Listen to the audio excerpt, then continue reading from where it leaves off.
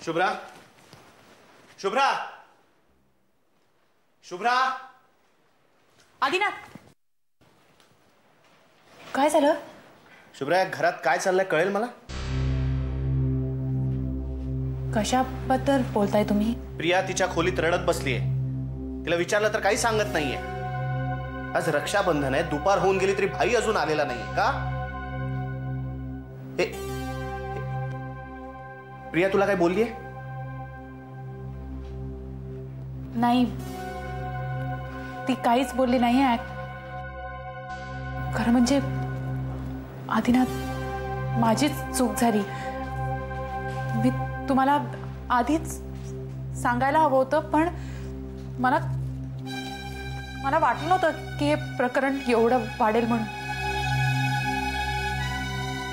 काय बोलतेस? आदिनाथ, त्या दिवशी भाई घरी आले होते. मी आणि बाबाच होतो घरी. तुम्ही स्वप्नीलला घेऊन जागा बघायला गेला होता आणि बाकीची मंडळी सिद्धिविनायकाला गेली होती. मग काय झालं तेव्हा? आदिनाथ, त्या दिवशी भाईंना काय झालं होतं कुणाच ठाऊक. म्हणजे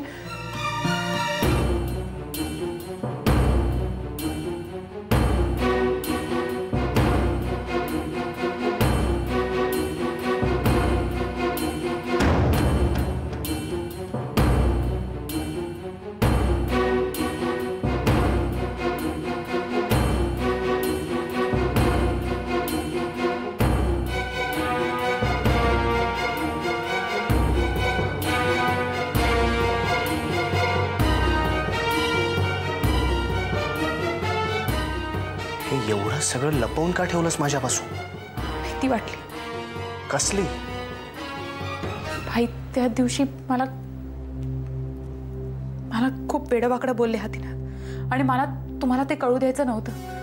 शिवाय दुसऱ्या दिवशी आई गेल्या होत्या त्यांची समजूत काढायला. अच्छा, म्हणजे मी सोडून या घरात हे सगळ्यांना माहिती आहे. शुभ्रा, तू मला हे न सांगून खूप मोठी चूक केलीस. मला माफ करा आदिनाथ.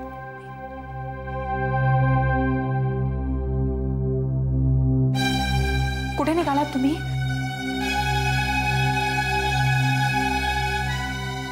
आलोच. आदिनाथ,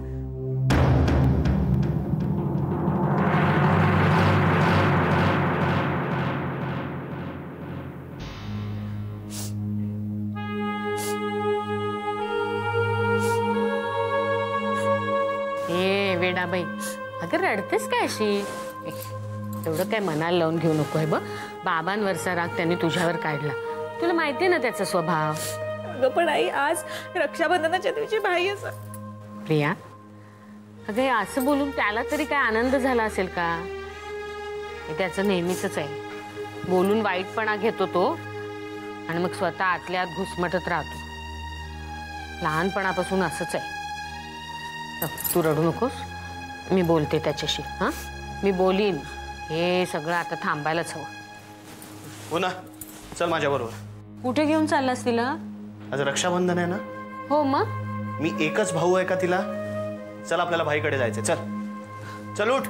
चाल.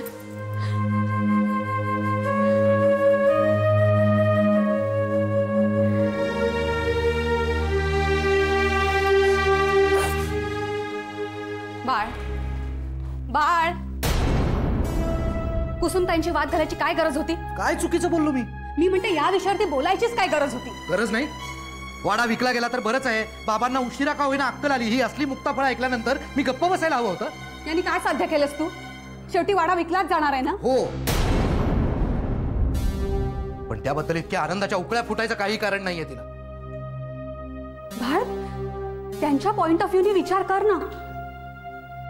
त्यांच्या मनात किती इन्सिक्युरिटी असेल. काय त्या इन्सिक्युरिटीचं कारण काय तेच मला कळत नाहीये. मला कळतंय आणि पटतंय सुद्धा. म्हणूनच कुसुमताई कशाही वागल्या ना तरी सुद्धा एका पॉइंट पर्यंत मी त्यांना टॉलरेट करते. बाळ, आपलं आपलं हक्काचा माणूस नसणं ही किती मोठी इन्सिक्युरिटी असते माहितीये? मान्य आहे, पण त्याचा वाड्याच्या इशूशी काहीही संबंध नाहीये पूनम. कसा संबंध नाहीये बाळ? एकदा वाडा विकला गेला की अचानक कुसुमताईंकडे खूप पैसे येणार, मग त्यांची भविष्याची चिंता मिटणार. ती चिंता तिला आत्ताही करायची गरज आहे असं मला वाटत नाही. अरे पण असं त्यांना वाटतं ना बाळ. कसं सांगू मी तुला? नको, काही बोलूच नकोस, काही सांगू नकोस, कारण कुणीही काही सांगितलं तरी मला ते पटूच शकत नाही.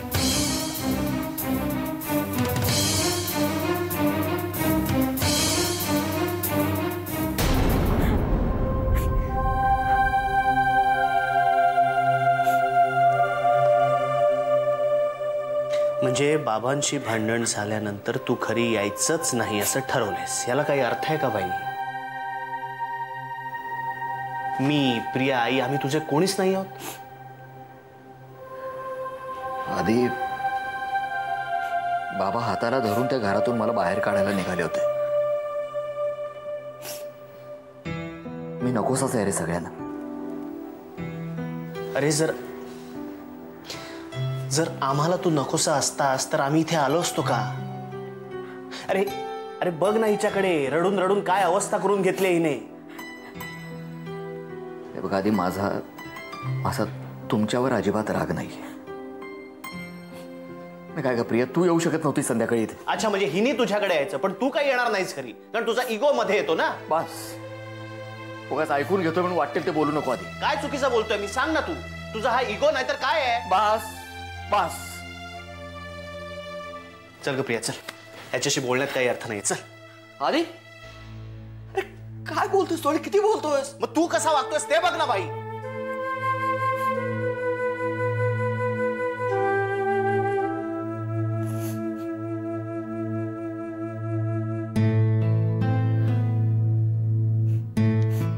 बरोबर, शेवटी मीच वाईट, मीच चुकीचा. बाई मला असं म्हणायचं नाहीये.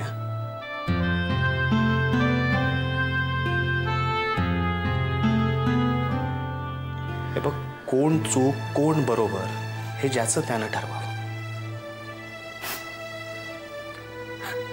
मला एवढंच म्हणायचं की तू. दादा एक मिनिट. भाई भाई, मागच्या वर्षीपर्यंत मला हक्काचे 3 भाऊ होते. या वर्षी निखिल नाहीये आणि तू सुद्धा असं कर.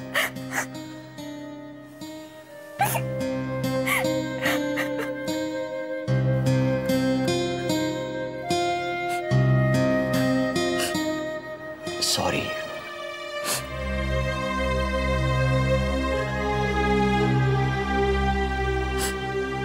सॉरी.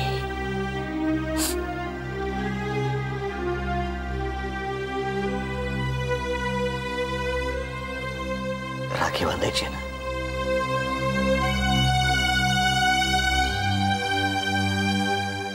राधा, एका अटीवर. मी मागेन ती ओवाळणी देशील? काय? आत्ताच्या आत्ता घरी चल.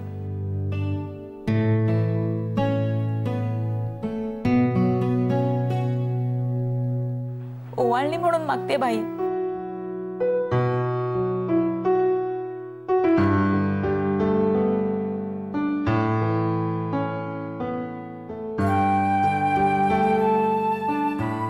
ठरवूनच आला होता दोघेही. जा.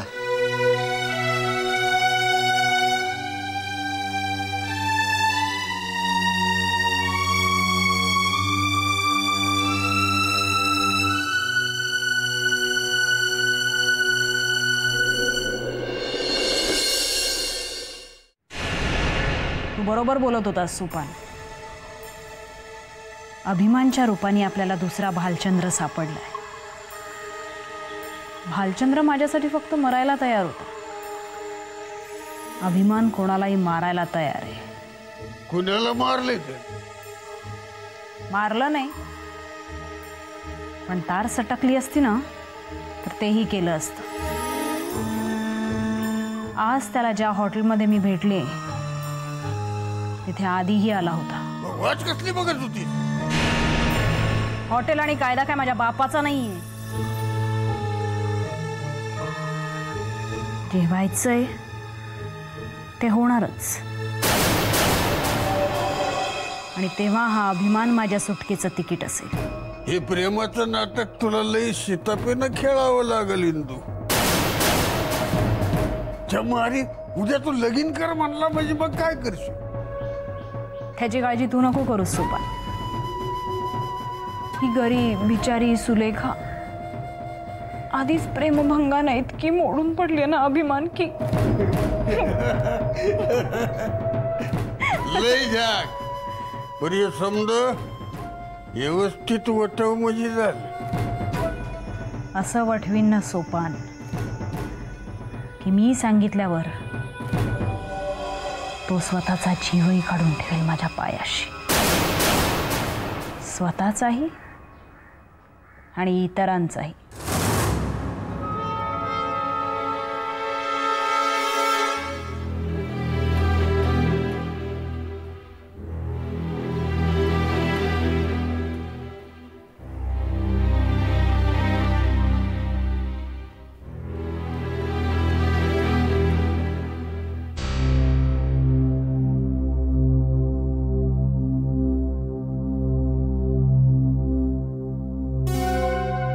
बाबा, तुमच्यात जो वाद झालाय तो आता संपायला हवा. माझ्यासाठी हा वाद केव्हाच संपलाय. यांनी मनामध्ये अडी ठेवली. मग कसा उपाय तो आज सुद्धा? आधी पुन्हा 30 स्टेप ऐकायला बोलावलं असशील ना तर निघतो मी. टेप कसली रे? मी एका शब्दाने तरी तुला म्हटलंय या घराचे दरवाजे तुला कायमचे बंद आहेत म्हणून? हे सगळं बोलून कशाला दाखवायला हवं? हाताला धरून घराच्या बाहेर काढलं ना तेव्हाच सिद्ध झाले. पुन्हा पुन्हा स्वतःचा अपमान करून घेण्याची अजिबात हौस नाही मला. माझा काय मान ठेवलास तू सांग मला? अपमानाच्या गोष्टी करतोस त्या दिवशी तू. बाबा बाबा प्लीज प्लीज तुम्ही शांत राहा प्लीज. बाबा काय आहे बाई? तुम्ही दोघे या घरचे मोठे आहात आणि तुम्हीच काय लहान मुलासारखे भांडताय. आधी ही भांडणं होऊ नयेत ना म्हणूनच वेगळा राहतोय मी. वेगळं राहण्यात मला आणि माझ्या बायकोला आनंद नाही वाटत. माझाही जीव जळतो रे. पण मी एकटा राहतो ना. तुम्ही सगळे इथे एकत्र राहताय. घर घरात एकत्र राहणाऱ्या माणसांचं असतं. मग बाकीचे नात्यानं कोणीही असो ते परकेच असतात. वेगळं व्हायचा निर्णय तुझा होता. मी तुला कधीही म्हटलं नाही तू वेगळा राहा. तुमच्या या कटकटीला कंटाळूनच वेगळा राहतोय. कटकट? तुला जर कटकट वाटत असेल ना मधू,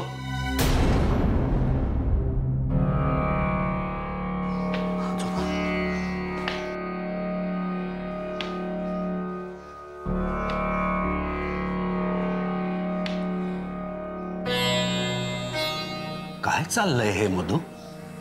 बाबा तुम्ही तरी समजावा ह्याला. तुमच्या बोलण्याने तरी याच्या डोक्यामध्ये प्रकाश पडू दे जरा. आता तू एक शब्दही बोलू नकोस. शांत रहा.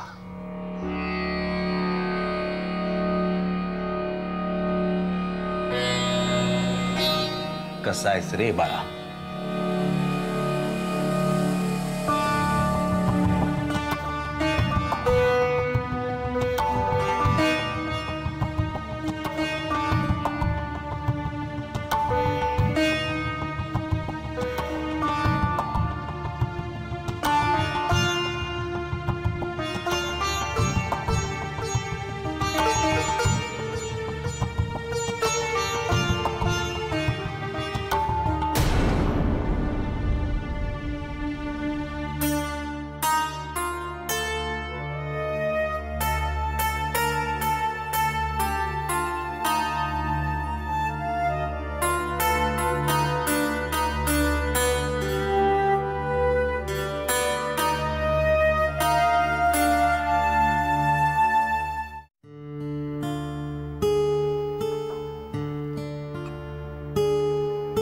बाळ,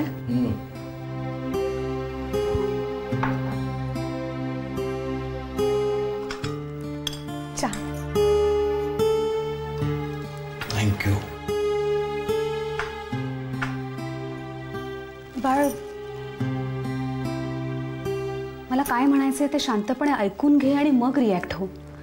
हां बोल. आता वाडा विकला जाणार आहे म्हटल्यावर आपल्याला प्रत्येकाला आपापला. या बाबतीत मला काहीही बोलायचं नाहीये. पूर्ण ऐकून तर घे ना. बोल. तू एकदा म्हणाला होतास ना, आपल्याला जर का आपला स्वतःचा बिझनेस सुरू करायचा असेल तर फक्त क्षमता असून चालणार नाही, आपल्याला त्यासाठी भांडवल सुद्धा लागेल. बाळ, आता जर का वाडा विकला जाणार असेल तर आपल्याला प्रत्येकाला आपापला शेअर मिळेलच ना. आपला प्रॉब्लेम कायमचा सॉल्व्ह होईल. It's going to be like a blessing in disguise. हो का? बाळ, कम ऑन. ज्या गोष्टीसाठी आपण अडून राहिलो होतो तो प्रॉब्लेम जर का चुटकीसरशी सॉल्व्ह होणार असेल तर नथिंग लाईक इट. झालं तुझं बोलून? मला उशीर होतोय ऑफिसला जायला. बाळ, don't treat me like a fool. मी खूप महत्वाचं बोलतेय तुझ्याशी.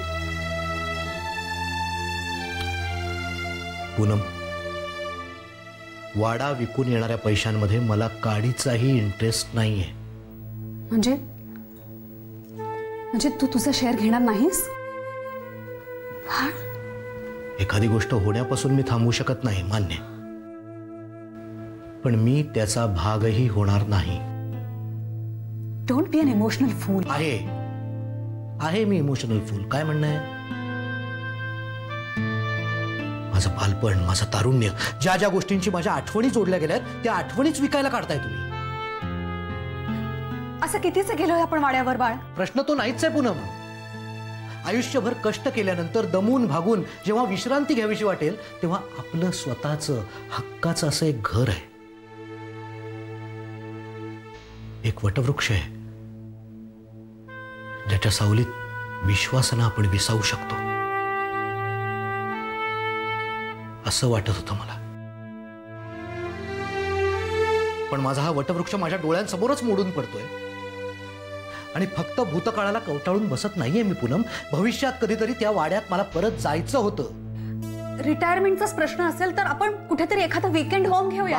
बस पूनम, मला काय म्हणायचं ते कळतच नाहीये. तुला कळणारच नाही. नको करूया चर्चा आपण. हो बरोबर आहे रे, मला काहीच कळत नाही. कारण माझं बालपण पुण्याच्या एका फ्लॅट मध्ये गेलं ना, अवाढव्य वाड्यात नाही गेलं. पण व्यवहार कळतो मला बाळ. आता वाडा विकला जाणार म्हणून सगळे हळहळत आहेत, पण उद्या दादा असं म्हणणार आहेत का की माझा शेअर मी घेणार नाही? आधी चंदू असं म्हणणार आहेत का आम्हाला पैसे नको? And nothing against them, they are absolutely right. मग आपणच का? बरोबर आहे, सगळ्यांचं सगळं बरोबर आहे. मी एकटाच चुकीचा वागतोय, चुकतोय मी. मग कशाला बोलतोय आपण? लेट अस स्टॉप दिस डिस्कशन. आयुष्यात आत्ताच एक खूप मोठा लॉस सहन केलाय मी. हा दुसरा. आणि व्यवहाराचं हे गणित कुणालाच कळणार नाही पुन्हा. तुलाही नाही.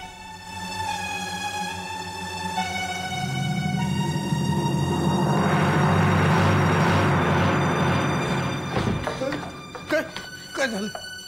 काय झालं? सोपान, अगं तू अशी आगगाडी सारखी थापा टाकतीस काय? काय झाले? एक वाईट बातमी आहे. कसली? अगं सांग की, कसली वाईट बातमी? काय झाले? अगं काय झालं? दीनानाथ शास्त्री वसईचा वाडा विकायला काढतात. याड लागलं काय त्या दिनेला?